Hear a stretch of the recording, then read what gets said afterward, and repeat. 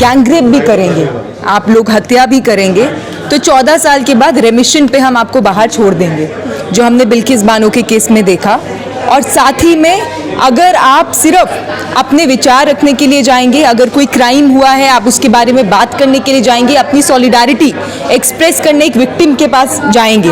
हाथरस के अंदर कौन नहीं गया था? हाथरस के अंदर जो हुआ उसको कोई भी जस्टिफाई नहीं कर सकता। एक दलित महिला जिसके साथ रेप किया गया, उनकी हत्या की गई और उसके बाद पूरी स्टेट की सपोर्ट के साथ, पुलिस के साथ रातों रात उनकी बॉडी को, उनकी लाश को जला दिया गया, उनकी बिना फैमिली को बताए।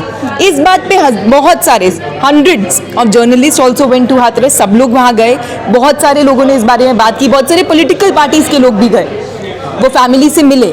अब जब उसमें सिद्दीक कपान, अतिकुर रहमान और बाकी उनके अन्य साथी जो CFI से थे, और सिद्दीक कपान जर्नलिस्ट हैं, केरला के जर्नलिस्ट हैं, वो जब जा रहे हैं गाड़ी में, उन्हीं की गाड़ी को रोककर उत्तर प्रदेश पुलिस ये कहती है कि उनके जो पैम्फलेट्स हैं, जो CFI के पैम्फलेट्स हैं, और जितने स्टूडेंट ऑर्गेनाइजेशन है, बहुत कॉमन प्रैक्टिस है कि आप अपने पर्चे बांटते हैं, आप अपने थॉट्स के बारे में लोगों को बताते हैं, उसको उन्होंने जब्त किया और उन्होंने कहा कि ये एक राइट, दंगा कराने के लिए हाथरस में जा रहे हैं। और इस बेसिस पे 2 साल तक, कल ही सिद्दीक कपान 703 दिन शायद उन्होंने जेल में काटे, 2 साल के बाद उनकी कल जमानत हुई सुप्रीम कोर्ट से। और अतिकुर रहमान जो उनके साथ थे, अभी भी वो जेल के अंदर हैं। आज हम लोग यहाँ पर प्रेस क्लब में इकट्ठा हुए क्योंकि अतिकुर की जो तबीयत है, जो उनकी हेल्थ कंडीशन है, वो बिल्कुल भी ठीक नहीं है। इनके लेफ्ट हैंड बिल्कुल चल नहीं रहा, काम नहीं कर रहा है। इंस्टेड ऑफ कि आप उनको बेल दीजिए, उनकी जमानत करिए मेडिकल ग्राउंड पे,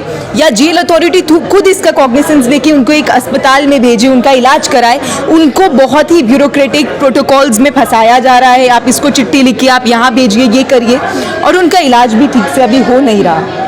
पिछले साल ही उनको कुछ टाइम के लिए छोड़ा गया था, जब उन्होंने एम्स में वो भर्ती हुए थे, अपना इलाज कराया था। तो ये गंभीर मामला है। और दूसरा मामला ये साफ है कि इस देश के अंदर अगर आप मुसलमान हैं और आपका क्राइम कुछ नहीं है, तब भी हम आपको गिरफ्तार करके 2 साल के लिए, 3 साल के लिए हम आपको जेल में रख सकते हैं। सिद्दीक कपान के केस में कल सुप्रीम कोर्ट ने 2 सवाल स्पष्ट पूछे कि क्या विक्टिम के साथ सॉलिडारिटी एक्सप्रेस करना गलत है और क्या इनके पास फ्रीडम ऑफ एक्सप्रेशन नहीं है।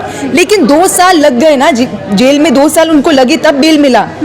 और उसमें भी स्टेट का क्या रिस्पॉन्स है कि नहीं, ये जो ऑर्गेनाइजेशन है PFI CFI, ये कोई टेरर मॉड्यूल चला रही हैं। टेरर मॉड्यूल चला रही हैं तो आप कि देश के अंदर वो ऑर्गेनाइजेशंस आपने कभी बैन तो किया नहीं, तो मुस्लिम ऑर्गेनाइजेशंस को आपको टारगेट करना है, उनके जो एक्टिविस्ट हैं उनको आपको जेल में रखना है, ताकि आप अपना जो राजनीति है, जो आपकी राजनीति है जिसमें जो महत्वपूर्ण सवाल हैं उनसे भी आप लोग उस सवालों पे बात ना करें, और मुस्लिम कम्युनिटी का जो आप जिस तरह से उनको एक एनिमी बनाकर प्रेजेंट कर रहे हैं वो आपका चलता रहे। तो ये अतिकुर रहमान के साथ हुआ। और सवाल सिर्फ साफ है कि अगर भारत एक लोकतांत्रिक देश है, भारत के कोर्ट अगर कॉन्स्टिट्यूशन से गवर्न होते हैं, तो आज अतिकुर रहमान को एक भी दिन और जेल में नहीं रहना चाहिए, उनको अनकंडीशनल उनकी रिहाई होनी चाहिए।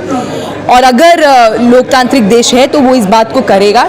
स्टैन स्वामी, फादर स्टैन स्वामी का उदाहरण दिया जाता है कि आप इतने बड़े, आप एक एक्टिविस्ट हैं, लेकिन जेल के अंदर आपकी डेथ हो जाती है, आपको पूरा मेडिकल, आपको इलाज नहीं मिलता। बरबरा राव को अभी सुप्रीम कोर्ट से बेल मिला, मेडिकल ग्राउंड्स पे मिला, क्योंकि उनकी तबीयत खराब है, उनकी एज देखिए आप कितनी हो चुकी है। तो ये सारे लोग, प्रोफेसर हैनी बाबू, उनकी तबीयत ठीक नहीं, वो जेल में है, उनको प्रॉब्लम हुआ था आंख में, उसके लिए भी उनको वहाँ पर इतना ज़्यादा पहले जेल अथॉरिटीज़ को लेटर लिखने पड़े, तब जाके उनको किसी हॉस्पिटल में भेजा, फिर उन्होंने कहा कि ये इलाज तो इस अस्पताल में हो नहीं सकता, फिर उनको कहीं और रेफर किया।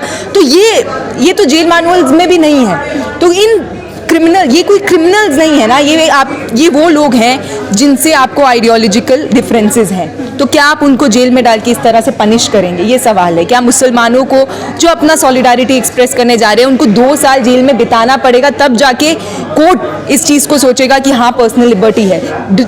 आप खुद देखिए UAPA का कानून सिर्फ आज किनके ऊपर यूज़ किया जाता है। UAPA के कानून में कन्विक्शन होता ही नहीं है, कन्विक्शन रेट कम है। तो इसका मतलब यही है कि ट्रायल शुरू भी नहीं हुआ, चार्जेस फ्रेम भी नहीं हुए, तब भी 2 साल मिनिमम अगर UAPA लग गया तो इस देश के जेल में आपको रहना है। और उसके बाद आपको कोई कोर्ट होगा, वो आपको पर्सनल लिबर्टी और ये सब देके आपको बेल देगा। तो minimum 2 years 3 years you have to spend तो क्या ये लोकतांत्रिक देश में ये कानून जस्टिफाइड है या इस कानून का यूज जस्टिफाइड है?